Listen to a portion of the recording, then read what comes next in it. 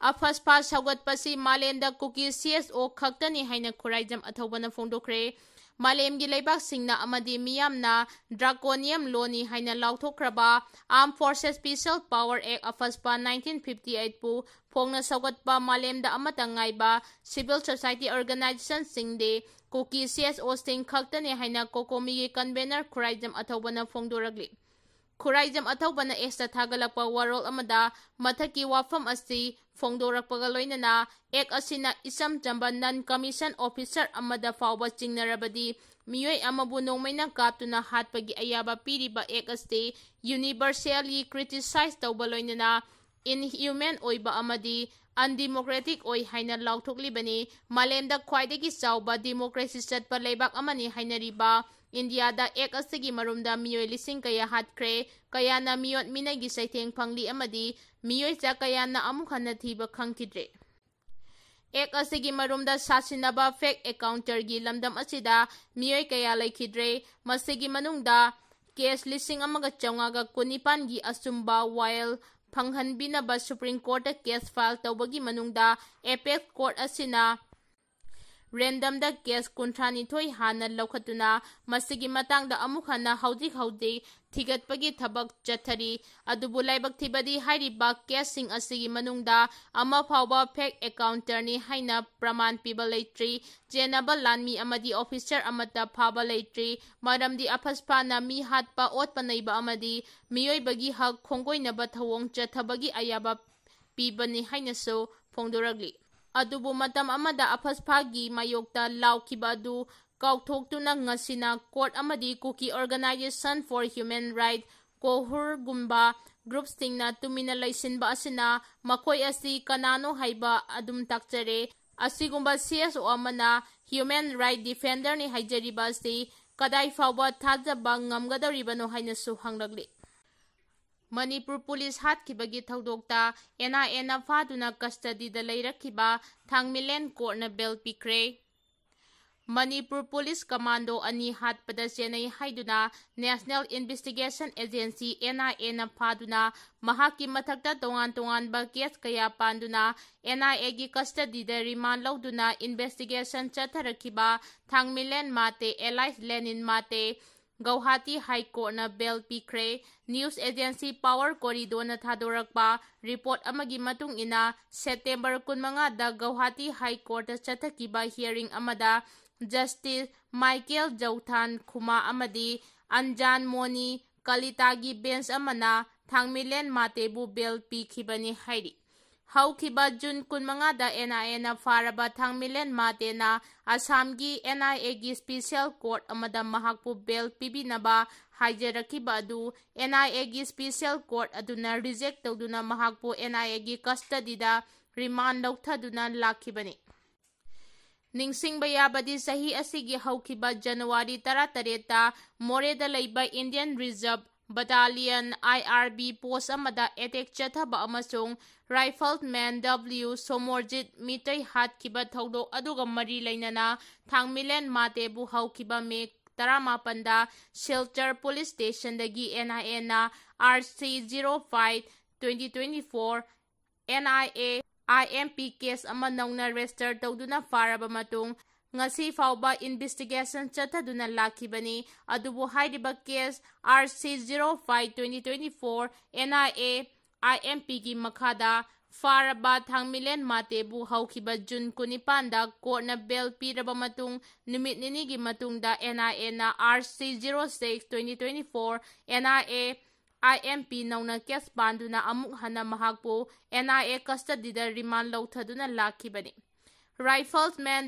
ꯁꯣꯃꯣꯔꯖꯤꯠ ꯍꯥꯠꯄꯒꯤ ꯃꯇꯥꯡꯗ ꯊꯥꯡꯃꯩꯕꯟ ꯃꯥꯇꯦꯒꯤ ꯃꯊꯛꯇ ꯄꯥꯟꯈꯤꯕ ꯀꯦꯁ ꯑꯗꯨꯒꯤ ꯃꯇꯥꯡꯗ ꯀꯣꯔꯠꯅ ꯕꯦꯜ ꯄꯤꯔꯕ ꯃꯇꯨꯡ ꯑꯃꯨꯛ ꯍꯟꯅ ꯈꯨꯠꯂꯥꯏ ꯄꯥꯏꯕꯁꯤꯡꯒ ꯅꯣꯡꯃꯩ ꯀꯥꯞꯅꯕꯒꯤ ꯊꯧꯗꯣꯛꯇ ꯂꯩꯈꯤꯗ꯭ꯔꯕ ꯍꯕꯤꯜꯗꯥꯔ ꯇꯈꯦꯂꯝꯕꯝ ꯁꯩꯂꯣꯁꯔꯒꯤ ꯃꯇꯥꯡꯗ ꯑꯃꯨꯛ ꯍꯟꯅ ꯃꯍꯥꯛꯀꯤ ꯃꯊꯛꯇ ꯈꯪꯍꯜꯂꯝꯕ ꯇꯧꯗꯅ ꯐꯥꯖꯤꯟꯈꯤꯕ ꯑꯗꯨꯕꯨ ꯌꯥꯅꯤꯡꯗꯕ ꯐꯣꯡꯗꯣꯛꯇꯨꯅ ꯊꯥꯡꯃꯩꯕꯟ ꯃꯥꯇꯦꯅ ꯃꯍꯥꯛꯄꯨ NIA ꯅ ꯐꯥꯗꯨꯅ ꯀꯁꯇꯗꯤꯗ ꯔꯤꯃꯥꯟꯗ ꯂꯧꯊꯕꯒꯤ ꯊꯧꯑꯣꯡ ꯑꯁꯤ ꯂꯣꯒꯤ ꯋꯥꯡꯃꯗꯅꯤ꯫ ꯀꯦꯁ ꯑꯁꯤꯒꯤ ꯃꯇꯥꯡꯗ ꯃꯍꯥꯛꯀꯤ ꯃꯐꯝꯗ ꯅꯠꯇ꯭ꯔꯒ ꯀꯣꯔꯠꯅ ꯃꯥꯡꯖꯧꯅꯅ ꯈꯪꯍꯜꯂꯝꯕ ꯂꯩꯇꯦ ꯍꯥꯏꯅ ꯅꯦꯁꯅꯦꯜ ꯏꯟꯚꯦꯁꯇꯤꯒꯦꯁꯟ ꯑꯦꯖꯦꯟꯁꯤ (NIA) ꯒꯤ ꯃꯊꯛꯇ ꯀ꯭ꯔꯤꯃꯤꯅꯦꯜ ꯑꯄꯤꯜ (CRLA) 2025 की मखादा बेल पिबिनबा कोर्ट अपील तौदुना लाखिबने हाइरि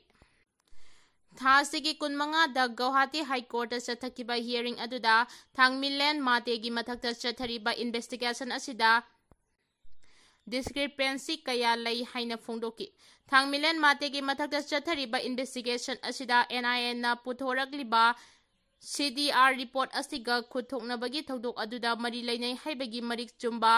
एविडेंस फंगबा लेते चलिबा चाही असिगी हौकिबा जनवरी 13 थोकिबा थौदोक अमगी मतांगदा थांगमिलेन मातेगी मथक्ता NRR FIR अनि Panba याबसी याबा ngamloi हाइनसु Guwahati high court की डबल बेंच अदुना कोर्ट थमकी 53 सुबा AR दा चतकिबा एटेक मरी लैनना केदर अनि फारे थासिगे 19 की नुमिदांग वैरम पुंग 5 मखाइरोम तारकपा अदुवाइदा बिष्णुपुर डिस्ट्रिक्ट की मनुंग चन्ना नंबोल सबा लैकाइदा 53 सुबा असम राइफल की कांगबु अमदा एटेक चथदुना नाइट सुबेदार श्याम गुरुंग अमदी राइफलमैन केशव हाथखिबा अमदी पर्सनल मंगाना अचोपन नंगखिबगा मरी लैनना सिक्योरिटी फोर्सना PLA गी केडर अमा फाख्रबा मतुंग ngasisu केडर अनि अमगा फारे हाइरि पुलिसतगी थादोरकपा चेरोल अमगी मतुंग इन्ना फारबा केडर सिंग अदुदी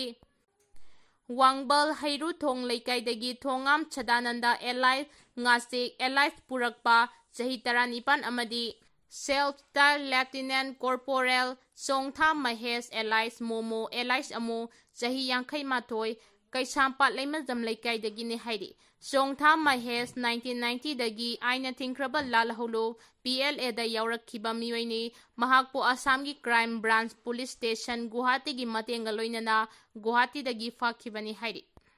पुलिस स्टेशन 13 कोनबा जुरिस्डिक्शन थादुकलमलगा मणिपुर की मफम खुदिंगमक्ता अफसपा मखाताना सांगदोख्रे हौजिक लैरिबा मणिपुर की लॉ एंड ऑर्डर असी कुपना मॉनिटर तौरबा मतुंग तंपाक्ता लैबा पुलिस स्टेशन 13 कोनबा जुरिस्डिक्शन थादुकलमलगा लेमहौरिबा मणिपुर की मफम खुदिंगमक्ता arm forces special power act AFSPA 1958 अमुक हन्ना नौना मखाताना सांगदोख्रे ministry of home affairs MHA ना थादोरकपा चेरोल अमगी मतुंग इना नागालैंड की डिस्ट्रिक्ट 9 अमदी डिस्ट्रिक्ट 5 की मनुंगदा लैरिबा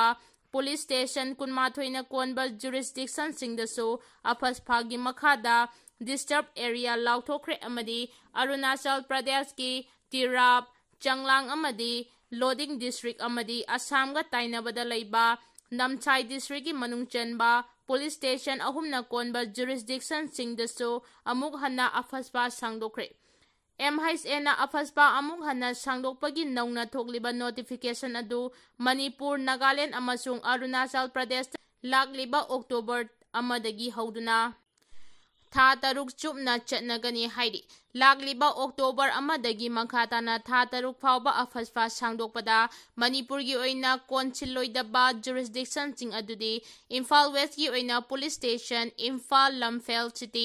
सिंगजमई पाछोय अमदी वांगोइनी इम्फाल ईस्ट डिस्ट्रिक्ट की ओइना पुलिस स्टेशन पोरोमपाट हाइंगांग अमदी इरिलबुंगने थौबाल डिस्ट्रिक्ट की ओइना पुलिस स्टेशन थौबालने बिष्णुपुर डिस्ट्रिक्ट की ओइना पुलिस स्टेशन नंबोल अमदी कक्सिंग डिस्ट्रिक्ट की ओइना पुलिस स्टेशन कक्सिंग ने हाइरि पनबा याबदी मणिपुर की लॉ एंड ऑर्डर असिना मरम ओइदुना मतम कयागी ममांगदगी था 3 खुदिंगी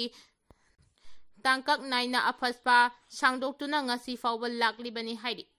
लुपा क्रोर 59 रोंगी ओइगदबा DWY टेबलेट की लो 34 का कोनना मियो एनी फारे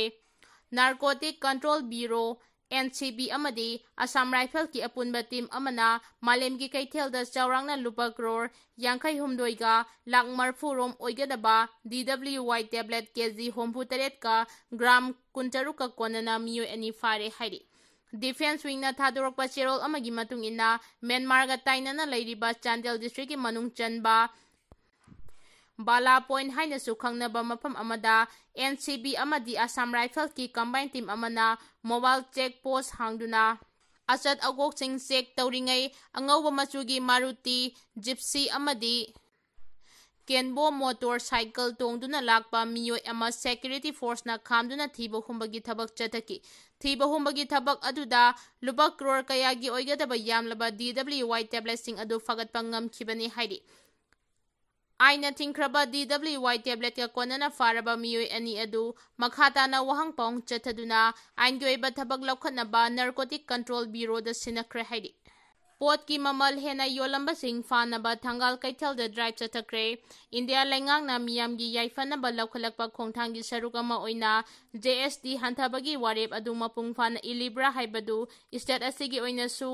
ꯍꯣꯜꯁꯦꯂꯔꯁꯤꯡꯅ ꯃꯤꯌꯥꯝꯗ ꯀꯔꯝꯕ ꯃꯑꯣꯡꯗ ꯄꯣꯠꯆꯩꯒꯤ ꯃꯃꯜ ꯌꯣꯜꯂꯤꯕꯒꯦ ꯍꯥꯏꯕ ꯈꯪꯗꯣꯛꯅꯕ ꯇꯦꯛꯁ ꯗꯤꯄꯥꯔꯠꯃꯦꯟꯠꯅ ꯑꯈꯟꯅꯕ ꯗ꯭ꯔꯥꯏꯕ ꯑꯃ ꯆꯠꯊꯈ꯭ꯔꯦ꯫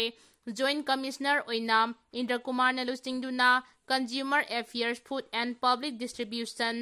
ꯗꯤꯄꯥꯔꯠꯃꯦꯟꯠꯀꯤ ꯑꯣꯐꯤꯁꯤꯌꯦꯜꯁꯤꯡꯒ ꯂꯣꯏꯅꯅ ꯊꯪꯒꯥꯜ ꯀꯩꯊꯦꯜꯗ ꯆꯠꯊꯈꯤꯕ ꯗ꯭ꯔꯥꯏꯕ ꯑꯗꯨꯗ ꯃꯤꯌꯥꯝꯅ ꯁꯤꯖꯤꯟꯅꯔꯤꯕ ꯅꯣꯡꯃꯗ ꯆꯪꯗ꯭ꯔꯕ ꯌꯥꯗ꯭ꯔꯕ ꯄꯣꯠꯂꯝ, ꯐꯤꯔꯣꯜ, ꯑꯀꯦ-ꯑꯃꯧ, ꯏꯂꯦꯛꯇ꯭ꯔꯤꯛꯀꯤ ꯄꯣꯠꯂꯝ ꯑꯃꯗꯤ ꯍꯤꯗꯥꯛ ꯂꯥꯡꯊꯛ ꯌꯣꯜꯂꯤꯕ ꯍꯣꯜꯁꯦꯜ ꯑꯃꯗꯤ ꯔꯤꯇꯦꯂꯔ ꯗꯨꯀꯥꯟꯁꯤꯡꯗ